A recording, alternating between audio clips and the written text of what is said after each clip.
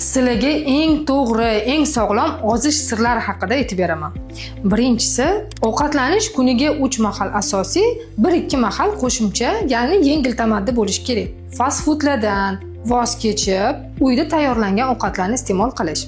Kola, Fanta, ya'ni shirin mahsulotlar, shirin ichimliklar, energetiklardan voz kechib, o'rniga suv ichish.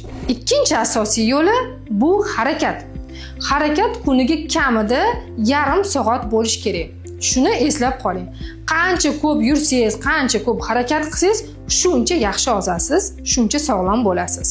Uchinchi, uyqu rejimi. Uyqu kamida 7-8 soat bo'lishi kerak. Yana bitta yomon odat, kechqurun uxlashdan oldin telefon ko'rishni, telefon o'ynashni kamaytiring. Maqsadingiz ozib ketish emas.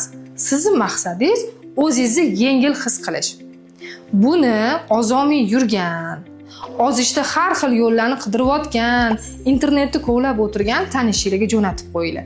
Ular ham ozishni shu oddiy, oson usullarni bilib olishsin.